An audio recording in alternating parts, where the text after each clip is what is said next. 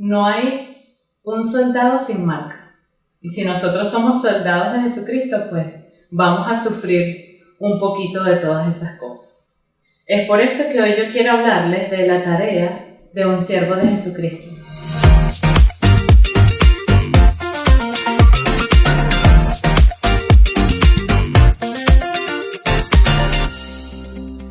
Vemos que Pablo inicia contando y escribiendo en su carta. Imagínense uno escribiéndole una carta a semanal y bueno, uno ahí empieza a hablar. Y bueno, y si es discípulo, pues más. Entonces Pablo inicia ahí dándole las gracias a Dios por permitir ser siervo de él. Le cuenta a Timoteo y le dice que él desea verlo, que él ora por él siempre, que recuerda la fe y dice que no es fingida.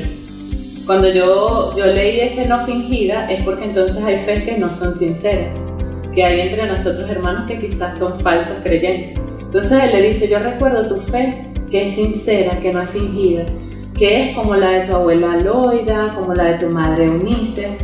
Y él le exhorta a Timoteo y lo encarga para que él cumpla ciertas cosas. Y una de ellas es que le dice que testifique de Cristo y que nunca se avergüence de eso, que participe de las aflicciones por el Evangelio. Por quien nos llamó, nos salvó según el propósito suyo que es de Dios y por la gracia que nos fue dada. También Pablo en esa carta le cuenta a Timoteo y le dice que él está padeciendo por el Evangelio, pero que él no se avergüenza porque él sabe en quién ha creído. También le cuenta y le dice, mira, a mí me abandonó Figelos y Hermógenes, así como tú sabes eso. Y entonces ahí inicia 2 de Timoteo 2:1. Y es cuando dice, lo tienen todos ahí, 2 de Timoteo 2:1.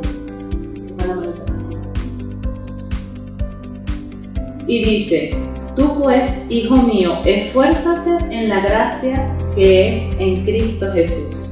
Esa es como que la primera tarea que Pablo le da a Timoteo. Y como la palabra de Dios es útil para todos, pues también podríamos decir que es una tarea que nos encomiendan a nosotros. Y dice, esfuérzate en la gracia que es en Cristo Jesús. Y cuando uno busca ese esfuérzate, en los originales, dice que esa palabra es dar y que es hacer fuerte o más fuerte a alguien o hasta a uno mismo. Entonces dice que nos esforcemos en la gracia, pero cuando vemos gracia siempre hemos escuchado que es un regalo, pero ese regalo de gracia que contiene. Entonces cuando nosotros destapamos y empezamos a ver qué es esa gracia, pues esa gracia contiene salvación, esa gracia contiene perdón, contiene amor, misericordia, bondad, favor.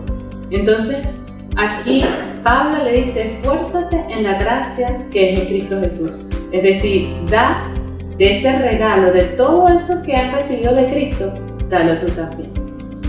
¿Y qué es lo que ha hecho Cristo por nosotros? Pues Cristo murió en una cruz por nosotros y nos salvó según su propósito y según su plan. Es decir, que Dios no tiene un plan para cada una de nosotros, no. Dios tiene un plan donde cada una de nosotros somos sus siervas y Él nos va moviendo para poder cumplir su plan. Todo lo que Cristo nos ha dado, nosotros lo debemos dar. ¿Y qué es lo que Él nos ha dado? Pues nos ha dado amor, nos ha dado ejemplo, nos ha dado vida. Y así mismo como Él nos ha dado, nosotros tenemos que dar. Es decir, debemos ser ejemplo, debemos dar amor, debemos ser misericordiosos y así todas las cosas que nosotros podemos entender que engloba esa palabra gracia. También continuamos aquí con el número 2. Estamos 2 de Timoteo 2 y ahora vamos a leer el 2. Y dice, lo que has oído de mí ante muchos testigos, esto encarga a hombres fieles que sean idóneos para enseñar también a otros. Entonces aquí viene como la segunda parte, dice, lo que has oído encarga a hombres fieles para que enseñen también a otros. Es decir, ahí le está dando a Timoteo como nos está dando a nosotros, nos está diciendo, encarga a hombres fieles para que sean también idóneos para enseñar a otros. Y cuando vemos ese oído, y dice, lo que has oído, vemos que ese oído no es igual que escuchar. Las personas cuando escuchan es como que entra por un oído y sale por el otro. Pero cuando una persona oye detenidamente es porque obedece y hace caso a eso que ha oído. Y eso es lo que le está diciendo Timoteo. Tú que has oído y que has obedecido y has hecho caso, ahora yo te digo, encarga a hombres fieles para que ellos puedan enseñar también a otros. No es que enseñemos y ya, no, es que detalladamente busquemos a personas o a hombres fieles para que ellos puedan enseñar a otros. Porque si nosotros enseñamos y esa persona se queda ahí y nunca enseña, pues es como que muere esa generación, por decirlo así, de enseñanza.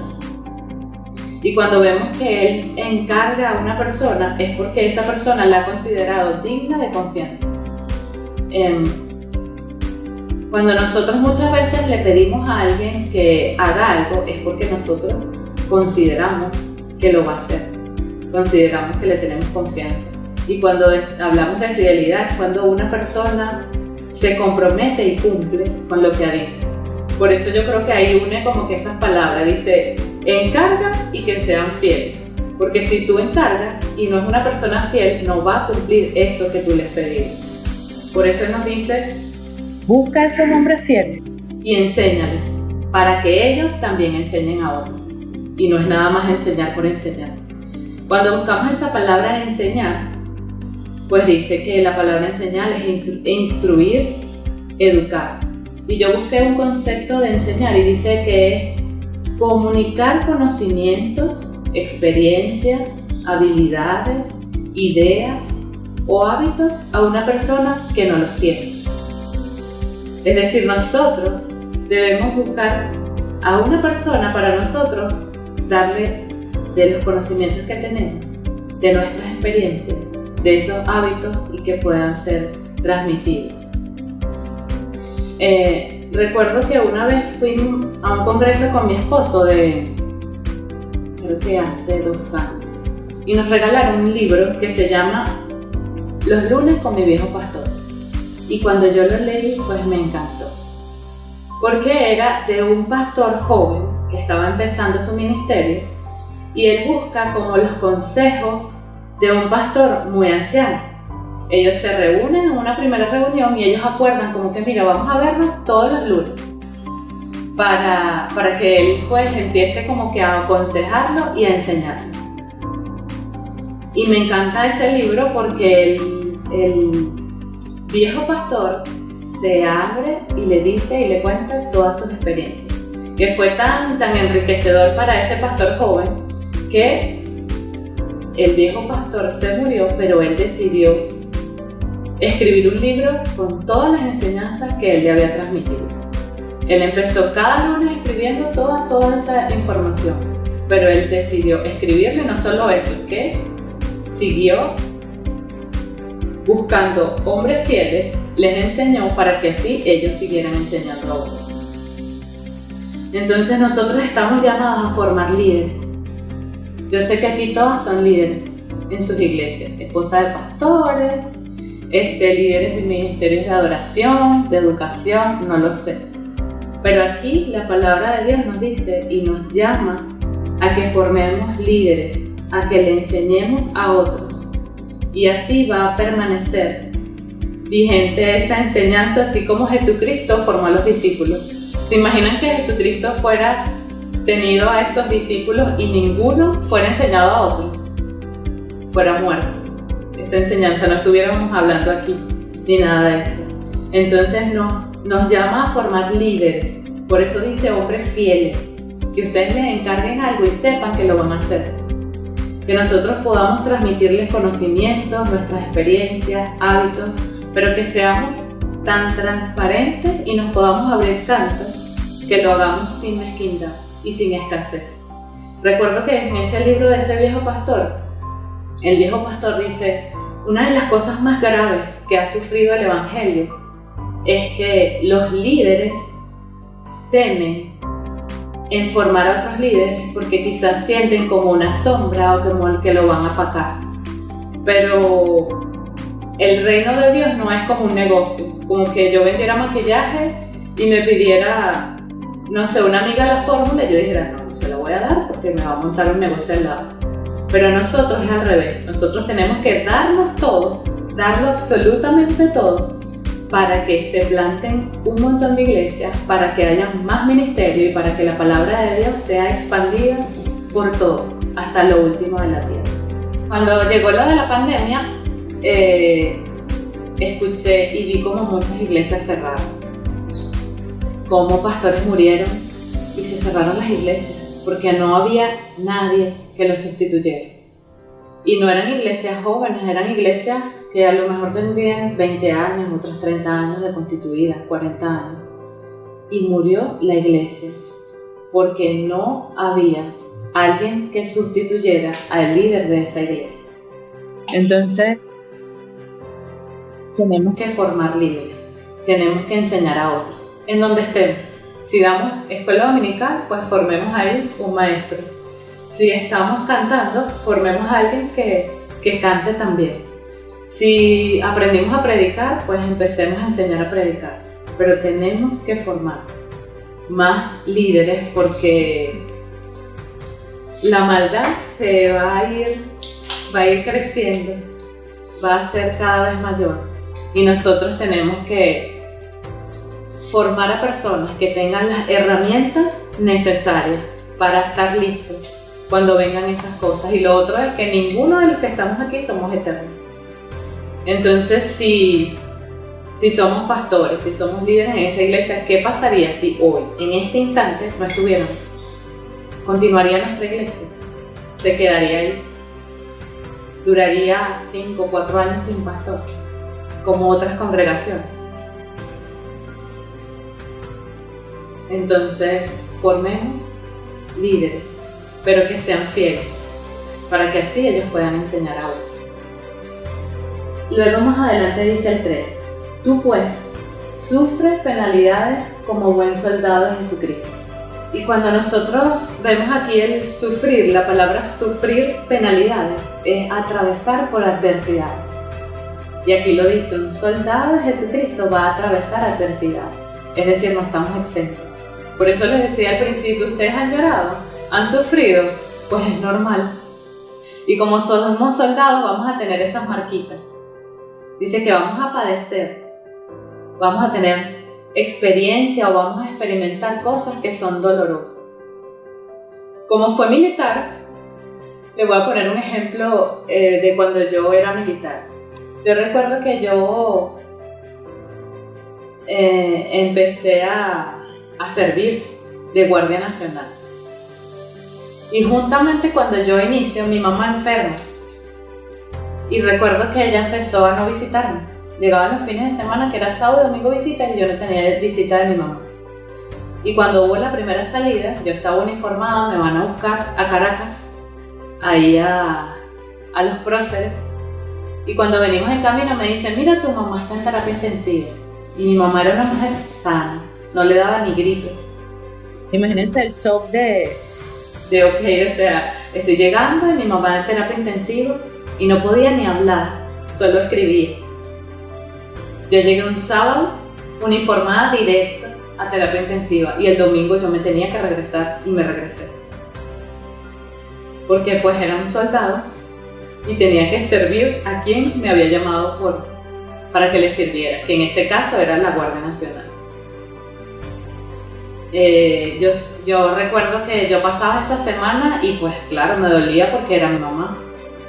Y en la semana me decían, no, tu mamá está mejorando. Cuando yo volví a salir, la semana siguiente, sábado, regresaba otra vez a Valencia, mi mamá mal, otra vez en terapia intensiva.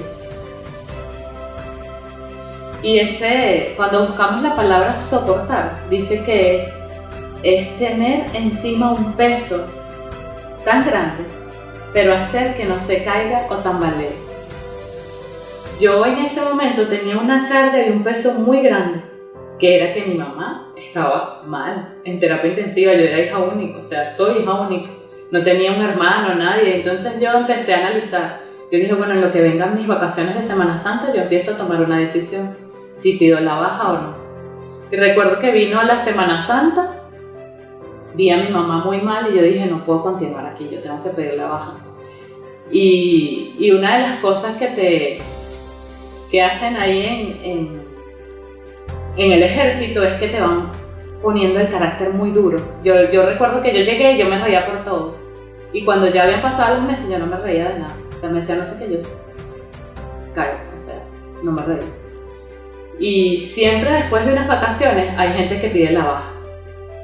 Entonces, bueno, llegó un domingo, después de las vacaciones de Semana Santa, nos paran así como un pelotón en un batallón y dicen, pasen al frente los que van a pedir la baja, y yo pasé al frente. Y entonces recuerdo que mi superior, que era un teniente, un coronel, no recuerdo, me dice, ¿y tú, Aguilera, por qué te vas de baja?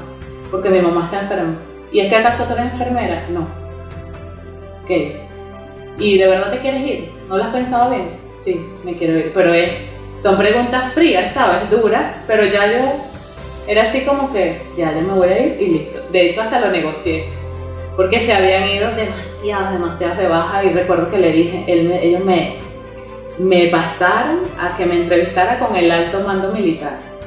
Y ellos me dijeron, mira, ¿por qué te vas de baja? Yo, mi mamá está muy enferma, está en terapia intensiva, pero ¿por qué no solicitaste permiso? Sí, pero que no me lo daban. Bueno, pero nosotros te podemos dar un permiso. Y yo le dije eso, yo lo único que voy a aceptar es que yo vaya, atienda a mi mamá, y cuando regrese no pase por el periodo de aspirante. El periodo de aspirante eres X en la vida.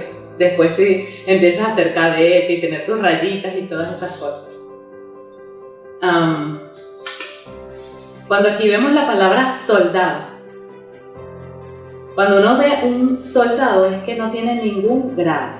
Siempre en el ejército hay soldados que no tienen ningún grado, es decir, eres menos que nada y haces todo lo que los demás no hacen, y después vienen como que los tenientes, alférez, coroneles, generales, qué sé yo, pero el soldado no tiene ningún rango. Y aquí dice que nosotros debemos sufrir como soldados de Jesucristo, es decir, no tenemos ningún rango y nuestro superior es Jesucristo, a quien nosotros le vamos a obedecer. Nosotros como siervos activos de la iglesia vamos a sufrir. Quizás nos van a abandonar en el camino, así como a Pablo, Figelos o Hermógenes. Quizás no nos van a gustar actitudes de muchos hermanos o personas. Pero nosotros debemos cumplir la tarea para que nada nos haga apartarnos del combate, que en este caso es el reino de Dios.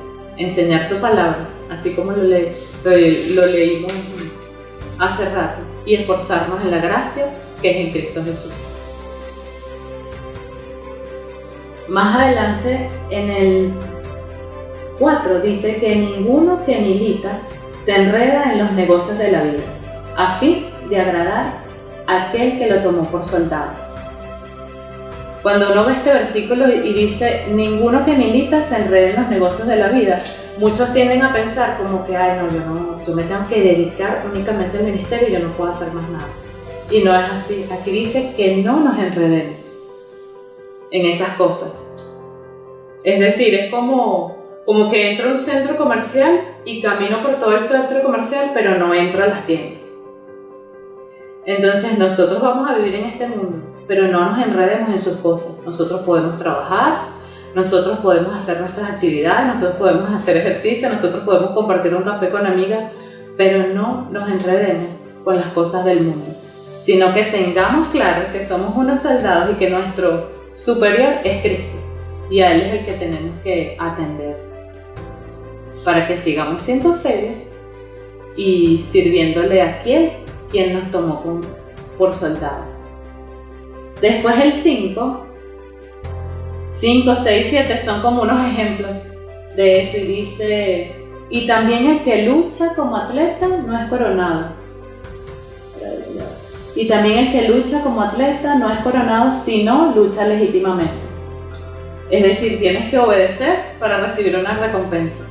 Esto me recuerda a hace tiempo, mi esposo buscó unos videos y había un atleta olímpico que tenía sus medallas de oro y se las quitaron porque descubrieron que él se había puesto esteroides y por eso había ganado la competencia.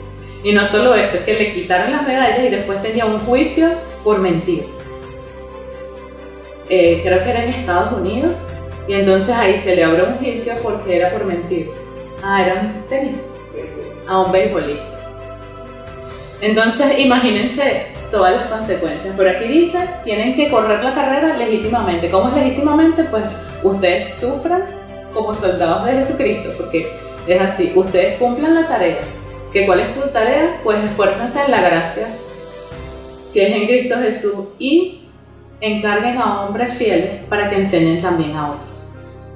Después más adelante dice, el labrador para participar de los frutos debe trabajar primero.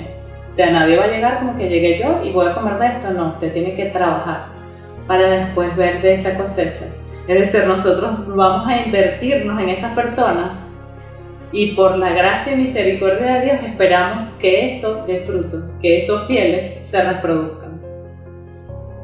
También dice en el 7, considera lo que digo y el Señor te dé entendimiento en todo. Acuérdate de Jesucristo, del linaje de David, resucitado de los muertos conforme a mi evangelio, en el cual sufro penalidades, hasta prisiones, a modo de malhechor, mas la palabra de Dios no está presa. Y él dice a modo de malhechor, porque en un principio Pablo estaba preso, pero era en casa, pero ahorita dijo, ahorita es distinto, ahorita me tienen como un criminal. Pero dijo, la palabra de Dios no está presa. Y dice el 10. El 10 dice, por tanto, todo lo soporto por amor a los escogidos, para que ellos también obtengan la salvación, que es en Cristo Jesús, con gloria eterna.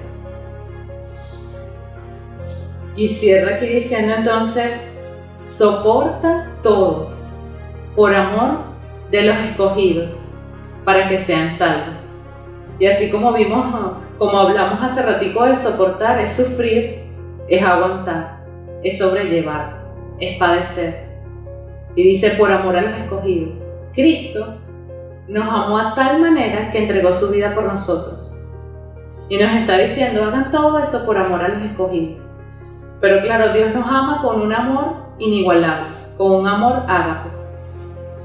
Y cuando yo busco un concepto de amor ágape, que es con el amor que Dios nos ama, dice que el amor ágape persigue el bienestar del otro, anteponiéndose al propio, sin esperar nada a cambio, incluso cuando ese amor no es correspondido. Así nos ama Dios. Nos ama incluso cuando ese amor no es correspondido. Por eso Él se entregó por la humanidad entera. Aun cuando hoy, en pleno 2022, hay muchos que no le reconocen. Esta mañana estaba en una cita en la alcaldía, o sea, con mi esposo, y haciendo unos trámites, y me senté y estaba ahí mientras él hacía las cosas, y bueno, yo estaba ahí hablando, y de repente la señora me empieza a decir, mira, ¿qué estás haciendo? Y yo, no, aquí leyendo unas cosas. Y no sé por qué salió el tema de la Biblia, y le comenté, no, que voy a tener un estudio ahora en la tarde, y le empecé a hablar de Timoteo, de Pablo, de lo que había aprendido, y ella me dice, bueno, pero yo no creo en la Trinidad. Pero aquí sí dice eso, que Jesús es 100% Dios y pues 100% hombre, y ella se quedó como que, bueno, aunque un poco y yo le digo, ¿tú eres testigo de Jehová? Sí. Y ella me dice, aunque yo estoy un poquito alejada, me dice, ahorita no he ido, pero hasta por esa testigo de Jehová que no le reconoce, Cristo murió por ella. Y por eso aquí nos dice, soporta todo por amor a los escogidos, para que sean salvos. Es decir, persigue el bienestar de ellos para que ellos puedan alcanzar la salvación así como nosotros la tenemos. Ahora yo les pregunto, ¿cuántas veces nosotros hemos callado, no hemos explotado en alguna rabieta o algo por amor a Cristo?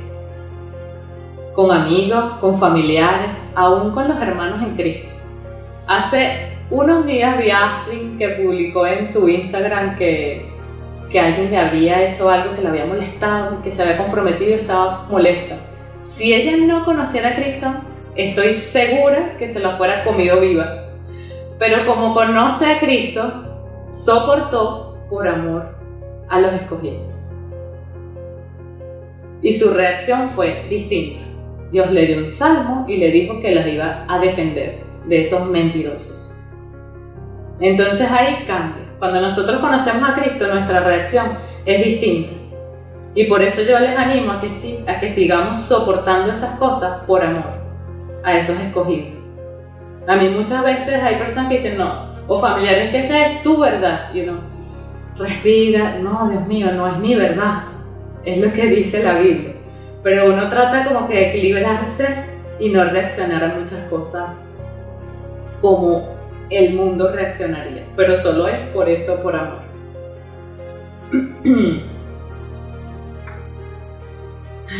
Ojalá que nuestra vida gire, que todo gire en torno a que otros sean salvos.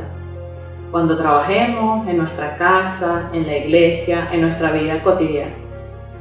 Con pequeños detalles o con grandes cosas, pero que nuestra vida gire en torno a que las otras personas puedan conocer de Cristo. Anoche, en el chat del condominio, bueno, casi que un show. Un vecino llega y toma una foto y lo pone por el WhatsApp del condominio. Y dice, mira, este está mal estacionado. Y en el puesto que a mí me prestaron, bueno, y salió la otra vecina. ¿Qué te crees tú? ¿Por qué no vienes y me lo dices?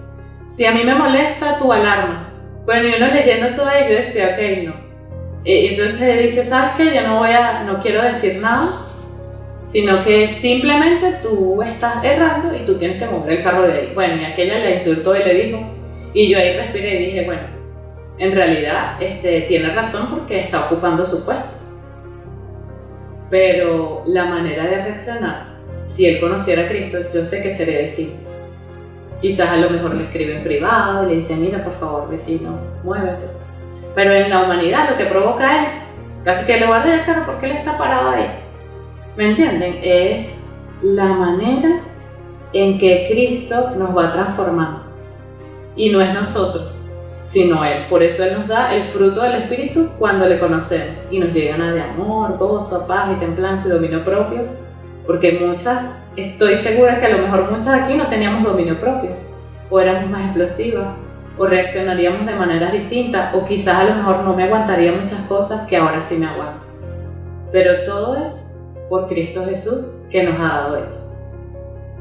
Entonces, recapitulando un poquito de lo que hemos hablado, y es que aquí en Timoteo nos da unas tareas, las tareas de un siervo de Jesucristo, que es esforzarse en la gracia que es en Cristo Jesús, que lo que hemos oído, es decir, lo que hemos oído, obedecido, eso encarga a hombres fieles para que enseñen a otros. También nos dice, sufre como soldado de Jesucristo.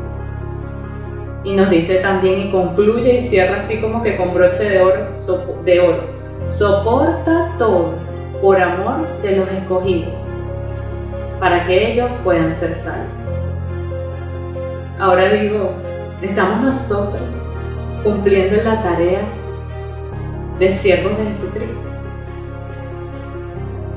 Mi invitación es que, nos esforcemos en dar lo que hemos recibido, en enseñar y capacitar a hombres fieles para que ellos puedan enseñar a otros, y a que soportemos por amor a los escogidos para que sean salvos, porque vale la pena servirle al Rey de Reyes y Señor de Señores, que es Cristo Jesús, que murió y dio su vida por nosotros.